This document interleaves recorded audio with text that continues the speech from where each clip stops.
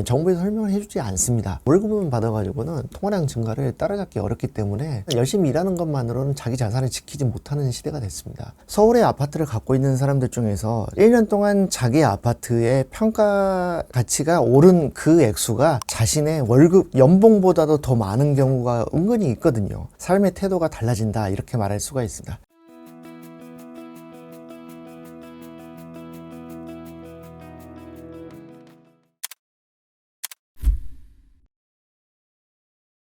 경제활동을 할 때 이제 금리가 입구라고 한다면요, 이제 통화량은 이제 출구에 해당한다고 볼 수 있는데요. 한국은행이 이제 발권력을 동원해가지고 이제 본원 통화를 시중에 내놓습니다. 그러면 여러 단계의 민간에서 대출 과정이 연쇄적으로 이루어지거든요. 어떤 사람이 이제 예금을 하잖아요. 그러면 이제 시중은행에서는 자산으로 삼아서 또 다른 사람한테 대출을 해주고 이게 연쇄적으로 이루어지면서 통화량이 늘어나게 되는데요. 시중에 전체적으로 돌아다니게 되는 광의 통화량은 15배 정도로 불어나게 됩니다. 통화량이라고 하는 걸 잘 봐야 되는 이유가 뭐냐면 경제활동의 이제 결과물인데요. 통화량과 다른 지표들과의 관계를 보면은 돈과 경제를 대하는 태도 달라질 수가 있습니다. 돈이 빨리 늘어난다는 걸 의식을 하면 돈의 가치가 빨리 하락한다는 것을 더 명심하게 되는 그런 효과를 가져올 수 있거든요. 삶의 태도가 달라진다, 이렇게 말할 수가 있습니다. 통화량이 늘어나면 화폐 가치가 하락을 하는데 그 속도가 2000년대 들어서 굉장히 빨라지고 있습니다. 많은 사람들이 이제 실물 자산을 사들이면서 이제 투자 행위를 하게 되는 거고, 부자들일수록 화폐 가치가 떨어지고 통화량이 늘어나는 이 현상에 대응하기 위한 투자 행위를 더 활발하게 하게 됩니다. 한국은행이 이제 1986년치부터 이제 통화량 집계를 발표를 하는데요. 광의 통화량,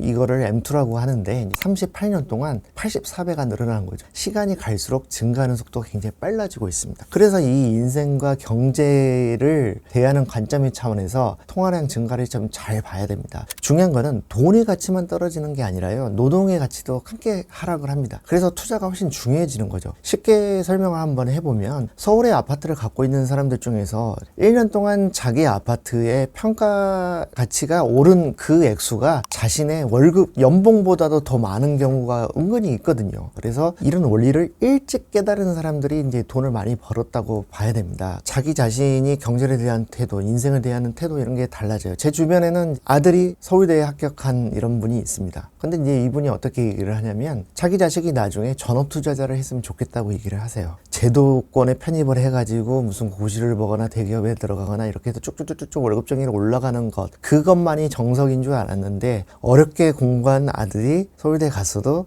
얘가 전업 투자를 했으면 좋겠다, 굉장히 삶의 가치에서 옛날보다는 좀 더 중요해진 거죠 라고 얘기를 하는 이런 사람들이 생겨난다는 거죠. 그러니까 통화량이라고 하는 거는 어떤 삶에 대한 태도를 바꿀 수 있다. 중요한 게 뭐냐면 돈이 이렇게 많이 흔해지잖아요. 그러면 경제에서 금융이 차지하는 비중이 커집니다. 경제적인 용어로 Financial Deepening이라고 그래요. 금융 심화라고 하는데요. 이제 이를테면 이런 겁니다. 경제가 나쁘지만 주식시장은 좋을 수 있거든요. 왜냐하면 경기가 나쁘다는 이유로 정부에서 또는 중앙은행에서 돈을 많이 시중에 풀 수가 있거든요. 자, 유럽은 어떻습니까? 근년에 경제가 되게 안 좋잖아요. 근데 어떤 사람들은 이런 의문을 제기한단 말이에요. 아니, 독일이나 프랑스 이런데 주가가 많이 오르는데 경기가 왜 나쁘냐 라고 얘기를 하는데, 그게 파이낸셜 디프닝을 보여주는 겁니다. 실물 경기하고 금융시장이 돌아가는 거하고 이제 별도로 들어가는 거예요. 이런 부분들 잘 봐야 됩니다. 당장 우리나라만 보더라도요, 작년에 우리나라 실질 경제 성장률이 2%였거든요. 올해는 1%가 들똥말똥 한다고 그러지 않습니까? 그러면 경제 성장률이 작년보다 올해가 훨씬 낮잖아요. 주가는 어떻습니까? 작년에는 정말 별로였는데 올해는 많이 올랐잖아요. 그러니까 이런 흐름들, 돈이 흔해지면서 경제 공식이 깨지고 있는 거, 이런 거를 좀 잘 보실 필요가 있다는 거고요.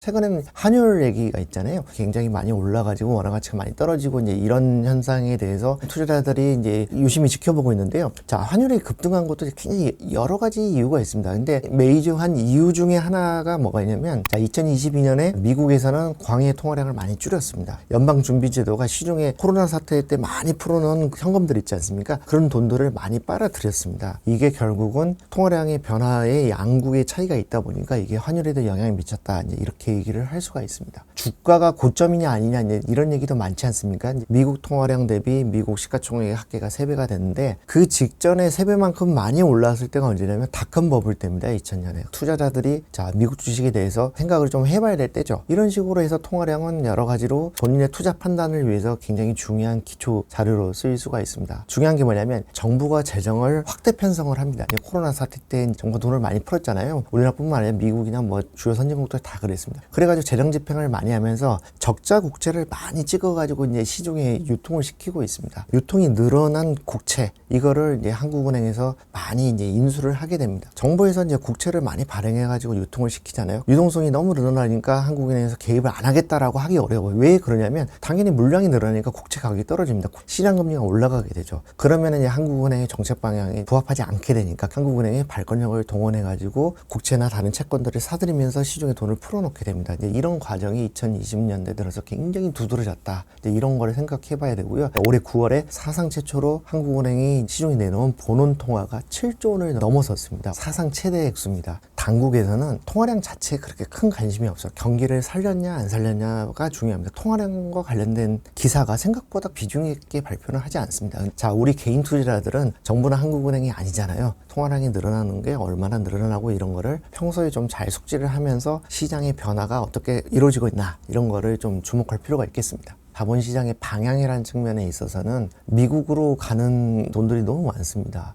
그게 예전하고 많이 달라진 건데요. 투자 전문 회사들이 이제 추정을 합니다. 전 세계 시가총액 대비해서 미국 주식시장의 시가총액의 비율이 2010년대 초반만 해도 31%, 2% 정도였어요. 근데 작년 말에는 48%까지 갔습니다. 엄청나게 많은 돈들이 미국으로 투자가 되고 있고요. 아까 제가 말씀드렸듯이 2000년만 하더라도 미국 주식시장에 투자한 사람들은 대부분 미국 자본이 있어요. 근데 지금은 전 세계에서 투자를 많이 한단 말이에요. 돈의 방향이 달라진 거고 과거하고 달라진 거를 이렇게 조금 봐야 된다는 건데요. 글로벌하게 되게 중요한 건 뭐냐면 통화량이 늘어나는 속도를 잘 봐야 되는데 전 세계를 다 볼 필요 없고 주요한 경제권을 보면요. 자, 미국, 유로존, 중국, 일본. 자, 여기에 이제 통화량을 보면 2005년에 23조 달러였습니다. 근데 이제 올해는 이 4개 경제 권역의 통화량이 93조 달러로 20년간 4배가 올랐습니다. 근데 재밌는 거는 우리나라의 M2도 20년 동안 4배가 올랐거든요. 10년에 한 2배 정도 올라간다고 생각을 하시면 됩니다. 하나 좀 강조드리고 싶은 거는 뭐냐면 자, 돈의 방향을 정부에서 민간으로 이렇게 뿜어주고 이동하는 그 힘이 굉장히 강해졌습니다. 근데 이걸 잘 봐야 되는데요. 구조적으로 전 세계적으로 고령화가 심각해지기 때문에 이 복지를 위해서 써야 되는 돈들이 굉장히 늘어나고 있습니다. 근데 각국 정부들이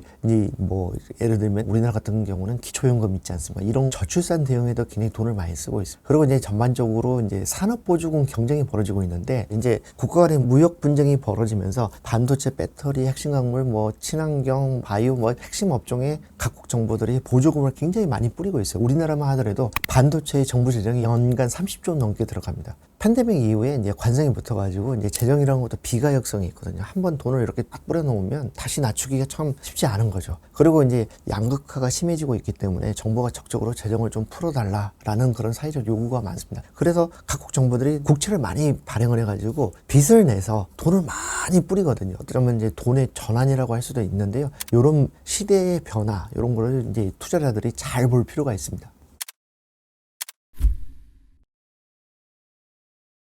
이게 이제 돈이 넘친다고 하는데 나는 왜 가난하지 이런 이제 의문을 가질 수가 있는데요. 돈이 많이 넘칠수록 어떻게 되냐면 소득 베이스로 사는 사람하고 자산 베이스로 사는 사람 간의 격차가 커집니다. 그러니까 이제 자산가들은 자기 자산을 이제 적극적으로 투자를 하고 돈을 많이 버는데 당장에 급급한 사람들은 자산 위주의 공격적인 투자를 하기 어렵습니다. 그렇기 때문에 금리가 낮아질수록 자산가들만 더 부자가 되고 평범한 월급쟁이들은 거기를 따라가기 이제 어려워지는 게 이제 이런 원리 때문에 그런 거거든요. 그러니까 자산이 원래 많았던 사람이 더 부를 늘리기 좋아지고 자본주의의 이제 숙명 같은 겁니다. 빈부격차가 이제 많이 커지고 이제 이런 상황에서 돈이 이렇게 많이 풀리잖아요. 소비 쿠폰이나 정부가 이제 뿌려주는 돈들이 있지 않습니까? 몇십만 원이 내 주머니에 들어오잖아요. 이렇게 정부가 재정 지출을 이제 늘리는 거면 두 가지 차원에서 이제 자기한테 이제 손해가 발생할 수 있습니다. 첫 번째는 뭐냐면 당장에 수십만 원이 들어오면 내가 쓸 수 있잖아요. 그러면 이제 경기가 조금 더 활성화되고 이런 건 분명히 있습니다. 소비 쿠폰이 많이 뿌려져가지고 시장이나 어떤 상인이 돈을 많이 벌었어요. 결국은 매출이 늘어난 돈을 어때요? 뭐 전세금을 높여준다든지 뭐 월세를 더 높이는 데 쓴다든지 본인보다 더 돈이 많은 사람한테 넘겨주거든요.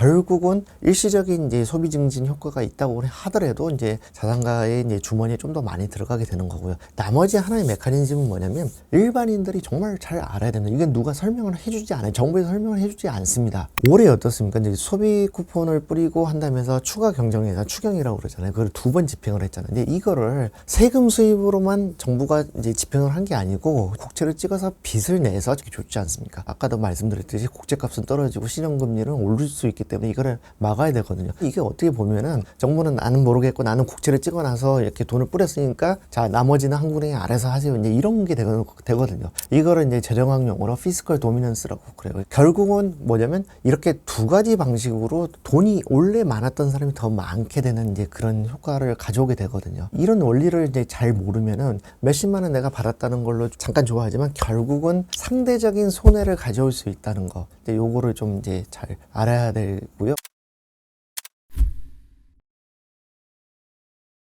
이 유동성의 파도에 이제 계속 올라타야 됩니다. 무리하게 올라타면 익사할 수 있고요. 남들이 파도 타는 걸 이렇게 이제 이 바닷가에서 지켜만 보고 있는 이런 사람이면 또 완전히 낙오되기 쉽거든요. 그러니까 정신을 바짝 차려야 되는데 되게 중요한 게 뭐냐면은 2020년대 들어가지고 연평균으로 이제 광해 통화량의 M2가 260조 원씩 우리나라에서 늘어났습니다. 2030년까지를 보면 아무리 대출 규제를 하고 금리가 좀 더 높아진다 하더라도 연간 200조 원씩은 더 늘어날 걸로 보고 있습니다. 근데 그게 근거가 있습니다. 정부에서 적자 국채, 그러니까 예산을 집행을 할 때 이제 적자가 나는 만큼을 이제 국채를 찍어가지고 이제 조달을 하거든요. 올해부터 2029년까지 매년 적어도 최소한 110조 원 정도는 찍을 거라고 정부가 중기 재정 계획에 밝혀놨어요. 개인들이 가져야 될 마음가짐은 일단은 대출을 적대시해서는 안 됩니다. 무모하게 많은 대출, 이거는 굉장히 좀 이제 자기 발목을 잡고 삶을 어렵게 만들어갈 수 있지만 남들이 이제 대출을 통해서 자산을 불려갈 때 자기가 가만히 있으면은 상대적으로 되게 뒤처질 수 있거든요. 통화량이 급증할 때는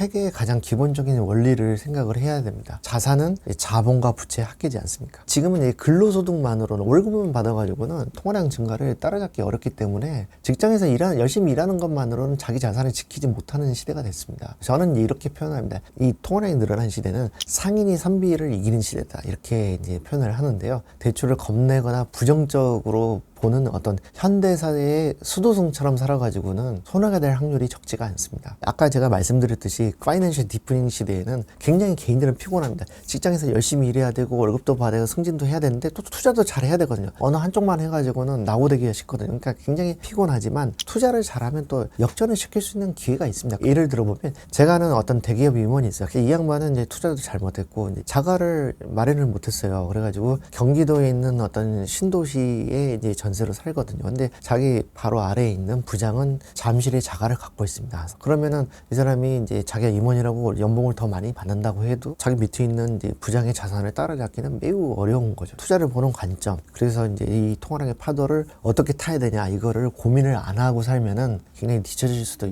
있는 세상이거든요. 사회 변화를 많이 봐야 됩니다. 자, 내가 아파트를 삽니다. 내가 산 아파트가 있는 그 단지, 그 해당 단지에서 내가 소득이 제일 적어야 나한테 제일 이득이 되는 겁니다. 왜냐면 그 대출의 게임이거든요. 누구나 대출을 내가지고 이렇게 레버리지를 이용해가지고 투자를 하기 때문에 다른 사람들이 신용해서 내 자산이 떠밀려서 올라가는 게 되거든요. 노골적으로 얘기해서 내가 이 단지에서 내가 제일 거지다. 그러면 나한테 되게 좋은 겁니다. 그러니까 이런 게 통화량이 늘어나는 원리고 신용의 원리고 이렇다는 거를 여러분들이 좀 잘 아실 필요가 있습니다.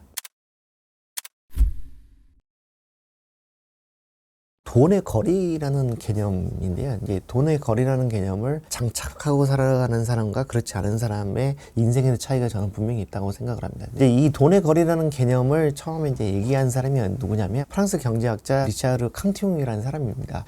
이 사람은 이제 18세기 초에 주로 활동을 했는데 돈을 주조를 하는 광경을 굉장히 유심히 관찰했습니다. 돈을 주조를 할 때 왕실 관계자나 광산 주인이나 광부들이 돈이 만들어진다는 거를 남들보다 빨리 알게 된다라는 그 사실에 주목을 했습니다. 돈의 주조하고 관련된 사람들은 이런 와인이나 고기 같은 어떤 사치제 이런 것들을 돈을 대량으로 주조하기 직전에 많이 사들였다가 많이 풀어놓은 다음에 물가가 오르면 그걸 되팔을 큰 차익을 얻었거든요. 돈이 만들어지는 진원지하고 가까운 사람이 돈을 많이 벌고 거기서 멀어질수록 손해를 볼 수 있다. 선행 수혜자가 있고 후행 피해자가 있다. 근데 중요한 게 뭐냐면 이 원리가 현대에도 그대로 이제 통용이 된다. 간다는 겁니다. 돈이 3단계로 풀려나갑니다. 첫 번째 단계에서 정부나 중앙은행 차원에서 이제 돈을 내놓는 단계가 있고, 시중은행이나 기관 투자자들, 이런 사람들이 이제 두 번째 단계로 돈을 가져갑니다. 그리고 일반인들은 이제 3단계로 가게 되는데요. 근데 중요한 거는 지금은 과거처럼 돈을 현장에서 막 주조를 하는 건 아니기 때문에 개인들이 안테나를 열어가지고 굉장히 정보를 빨리 취득을 하면은 돈의 거래를 짧게 만들 수가 있습니다. 예를 들면 소비 쿠폰을 지급한다는 정책을 검토한다는 기사가 나오자마자 이 정책을 시행을 하면